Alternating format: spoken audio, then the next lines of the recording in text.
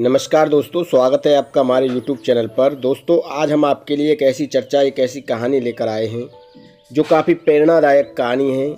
आपके जीवन में आपको काफ़ी अच्छी प्रेरणा देगी और आप इस कहानी से प्रेरणा लेकर दूसरे लोगों को भी इस तरह की प्रेरणा दे सकते हैं। दूसरे लोगों को भी इस तरीके की प्रेरणा के लिए जागरूक कर सकते हैं। दोस्तों, ये कहानी हमारी कोई मनगढ़ंत कहानी नहीं है। ये काफ़ी वेद पुराण शास्त्रों से ली गई कहानी है जो कि हम आपके बीच लेकर आते हैं और आपके ज्ञान को बढ़ाने की कोशिश करते हैं, जिससे कि प्राचीन काल में जो ज्ञान था, जो लुप्त हो रहा है, प्राचीन काल समय का ज्ञान, वो इस समय में पुनः जीवित हो सके। इसलिए इन कहानियों को लेकर हम आपके बीच आते हैं। प्रिय दर्शकों, एक साधु की 6 ऐसी बातें मैं आपको बताने जा रहा हूँ जो आपको आपके जीवन में काफ़ी प्रेरणा देंगी। प्रिय दर्शकों, आप हमारे वीडियो को बिना स्किप किए देखें, पूरा देखें ताकि पूरा ज्ञान आपकी समझ में आए और कहानी का सार भी आपकी समझ में आए। दोस्तों, आधा अधूरा ज्ञान काफ़ी खतरनाक होता है और वो किसी काम का भी नहीं होता है, और फिर आप कमेंट करते हैं कि हमें तो कहानी का सार ही पता नहीं चला। प्रिय दर्शकों, ये कहानी काफ़ी प्रेरणादायक है, काफ़ी मोटिवेशनल कहानी है। प्रिय दर्शकों, अगर आप हमारे YouTube चैनल पर नए मेहमान दर्शक बनकर आए हैं तो आप हमारे YouTube चैनल को सब्सक्राइब कीजिए, बेल आइकन को प्रेस कीजिए ताकि आने वाली वीडियो का नोटिफिकेशन सबसे पहले आपको मिले और आप इसका भरपूर फ़ायदा उठा सकें और इस तरह की वीडियो से आप काफ़ी सारा ज्ञान अर्जित कर सकें। प्रिय दर्शकों, काफ़ी प्राचीन समय की बात है। एक जंगल में, एक आश्रम में एक ऋषि मुनि निवास किया करते थे। काफ़ी भक्ति में लीन रहते थे और काफ़ी अच्छा उनका सुखमयी जीवन था। काफ़ी अच्छे से वो अपना समय जो है व्यतीत कर रहे थे। प्रिय दर्शकों, ये कहानी कुछ ऐसे शब्दों की है जो कि अगर किसी के लग जाए तो व्यक्ति गलत कार्य करने पर भी उतारू हो जाता है।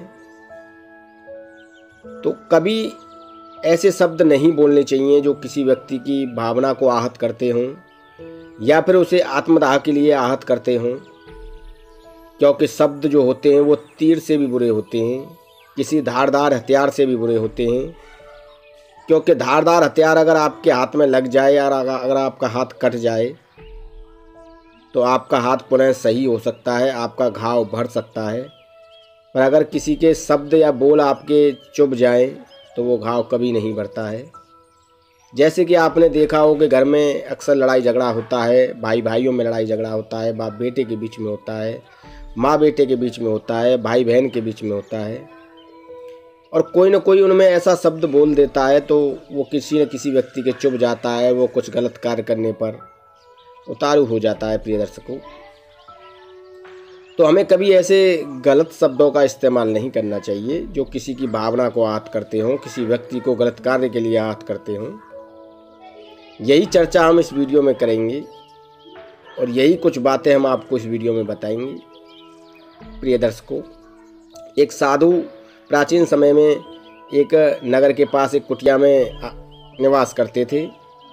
वहाँ पर एक नगर का व्यक्ति साधु जी के पास पहुँचता है और साधु महाराज जी को दंडवत प्रणाम करता है और कहता है, महाराज, मैं काफ़ी परेशान हूँ, काफ़ी चिंतित हूँ। ईश्वर का दिया हुआ मेरे पास सब कुछ है, पर फिर भी मैं काफ़ी परेशान रहता हूँ और मेरी समस्या ज़्यादा बड़ी भी नहीं है। घर परिवार से भी ठीक हूँ, संतान भी है, पत्नी भी है, माँ भी है, परिवार भी है, पर फिर भी मैं काफ़ी ज़्यादा परेशान रहता हूँ। मेरी परेशानी का निवारण कीजिए। वो इस तरीके से साधु महाराज जी से कहता है और साधु महाराज जी बड़े विनम्रपूर्वक उस व्यक्ति से पूछते हैं कि तुम्हारी परेशानी का कारण क्या है। तब वो व्यक्ति साधु महाराज जी से कहता है कि मैं कहीं भी जाता हूँ तो कोई मुझसे बात नहीं करता है, कोई मेरी बात नहीं सुनता है, कोई मेरी बात मानने के लिए तैयार नहीं होता है। इस बात को लेकर मैं कुछ ज़्यादा परेशान और ज़्यादा चिंतित रहता हूँ। प्रिय दर्शकों, साधु महाराज जी उसकी सब बात को समझ जाते हैं और साधु महाराज जी उसे एक कहानी बताते हैं, एक अपबीती, एक बात बताते हैं जो उनके साथ गुजरी थी। साधु महाराज जी कहते हैं, काफ़ी समय पहले की बात है, मैं बाजार के लिए कुछ सामान लेने जा रहा था। रास्ते में काफ़ी कौवे बैठे हुए थे और उन कौवों को एक व्यक्ति बार बार पत्थर मारकर भगा रहा था और कौवे बार बार काँव काँव कर रहे थे और वो व्यक्ति बार बार पत्थर मारकर उन कौवों को भगा रहा था। उस व्यक्ति का पत्थर मारना अपनी जगह सही था, क्योंकि कौवा जो होता है उसकी वाणी को, उसकी बोली को कोई सुनना पसंद नहीं करता है, क्योंकि कौवा अक्सर बीच में बोलने लग जाता है और जो व्यक्ति बीच में बोलते हैं उन व्यक्तियों की बात एक दूसरे को पसंद नहीं आती है। कौवा हमेशा कड़वाई बोलता है, कौवा कभी मीठा नहीं बोलता है और कौवा जो है बेमतलब ही काँव काँव करने लग जाता है। तो इस तरीके से कौवे की कहानी वो साधु महाराज उस व्यक्ति को समझा रहे थे। दूसरी बात साधु महाराज जी बताते हैं कि एक जंगल में मोर था और मोर काफ़ी ध्यानमग्न होकर, अंतर्ध्यान होकर नृत्य कर रहा था और अपनी बोली से लोगों को लुभाने की कोशिश कर रहा था, क्योंकि जब वो मोर बोलता है तो बहुत मीठा बोलता है, लोगों को संदेश देता है कि अब अच्छा समय आने वाला है, आपके घर में ब्याह शादी आने वाला है, या आपके गांव में वर्षा आने वाली है, या फिर ठंडा मौसम आने वाला है, या ठंडी रुत आने वाली है। तो मोर जब बोलता है तो लोग उसे सुनने के लिए एकत्रित हो जाते हैं और जब मोर नाचता है तो उसे भी देखने के लोग एकत्रित हो जाते हैं। तो जो मोर होता है वो काफ़ी अच्छा गाता है, लोगों को भी काफ़ी अच्छा लगता है उसका सुनना। तो मोर और कौवे में जो फ़र्क होता है वो साधु महाराज जी उस व्यक्ति को समझा रहे थे।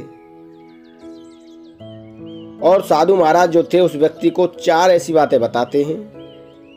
वो साधु महाराज उस व्यक्ति से कहते हैं कि तुम ध्यान से सुनो, मैं तुम्हें 4 ऐसी बातें बताता हूँ जो तुम्हारे जीवन में काफ़ी अच्छी तरीके से काम आएंगी और ये 4 अनमोल बातें काफ़ी अच्छी प्रेरणा भी देंगी।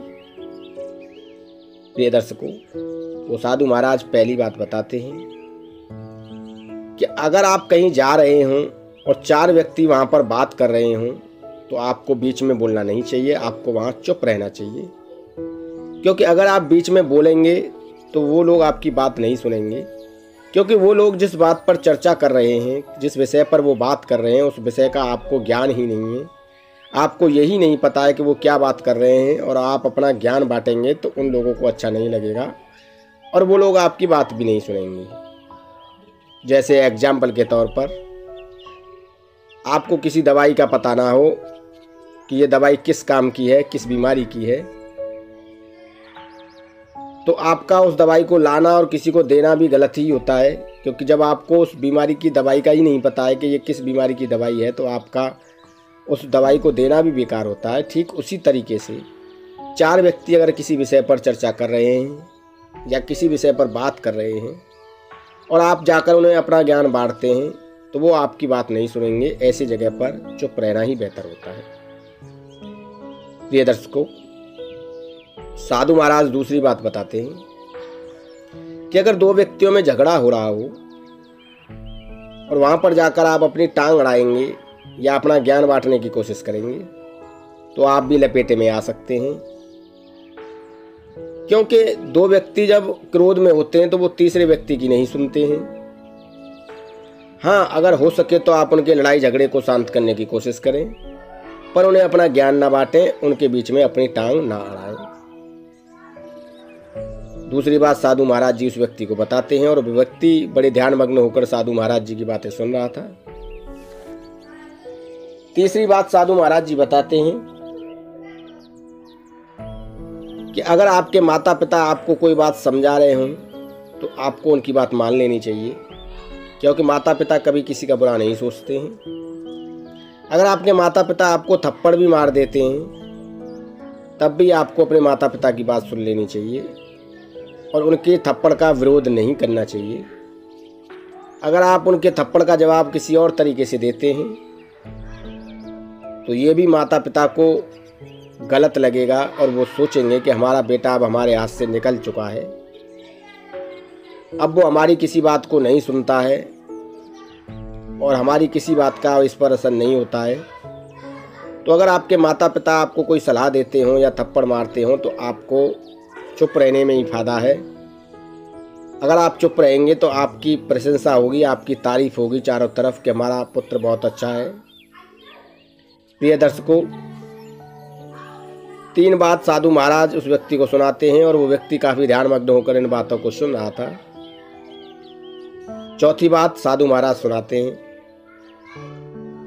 कि अगर किसी के घर में मौत हो जाए, किसी की मृत्यु हो जाए और आप वहाँ चले जाते हैं तो ऐसी जगह पर भी आपका चुप रहना ठीक होता है। क्योंकि अगर आप ऐसी जगह जाकर भी अपना ज्ञान बांटते हैं, अपना ज्ञान फैलाते हैं, तो उस घर में किसी को आपकी बातें अच्छी नहीं लगेंगी, क्योंकि उस घर में एक मृत व्यक्ति पड़ा है, उस घर में किसी व्यक्ति की मृत्यु हो गई है। और ऐसी परिस्थितियों में अगर आप जाकर वहाँ पर अपनी कहानी बनाते हैं या आप अपनी ज्ञान बांटते हैं तो ये आपकी बात को वहाँ पर नहीं सुना जाएगा और आप लोगों की नज़रों में गिर जाएंगे और आपका मान सम्मान भी लोगों की नज़रों में गिर जाएगा। तो ऐसी 4 जगहों पर चुप रहना ही बेहतर होता है। ये चारों बात उस व्यक्ति को साधु महाराज बताते हैं। प्रिय दर्शकों, वो व्यक्ति खुश हो जाता है और साधु महाराज जी को दंडवत प्रणाम करके कहता है कि साधु महाराज जी, मैं आपकी बातों से बहुत खुश हुआ और यथार्थ में इन सभी बातों का ख्याल रखूँगा ताकि लोग मेरी बात को सुने, मुझे समझें और मेरी परेशानी भी ख़त्म हो जाएगी, क्योंकि मैं इन सब बातों को लेकर काफ़ी परेशान रहता हूँ। आपने मेरी आंखें खोल दी। ऐसा कहकर वो व्यक्ति साधु महाराज जी को दंडवत प्रणाम करके चला जाता है और साधु महाराज जी की इन चारों बातों को वो अपने जीवन में अमल में लाता है। और जब वो इन चारों बातों को अपने जीवन में अमल में लाता है तो वो कभी दुखी नहीं रहता है, कभी परेशान नहीं रहता है। उस व्यक्ति का जीवन सुखमयी और आनंदमयी हो जाता है। प्रिय दर्शकों, तो प्रिय दर्शकों, आपको भी इन चारों बातों को अपनाना चाहिए, इन चारों बातों को मानना चाहिए, ताकि आप भी अपने जीवन में कुछ नया बदलाव ला सकें और लोग आपसे जुड़ें, आपको सम्मान दें, आपको गलत नज़र से ना देखें। प्रिय दर्शकों, इस तरह की ज्ञानवर्धक वीडियो हम आपके लिए प्रतिदिन लाते रहते हैं और आपके ज्ञान को निरंतर बढ़ाने की कोशिश करते हैं।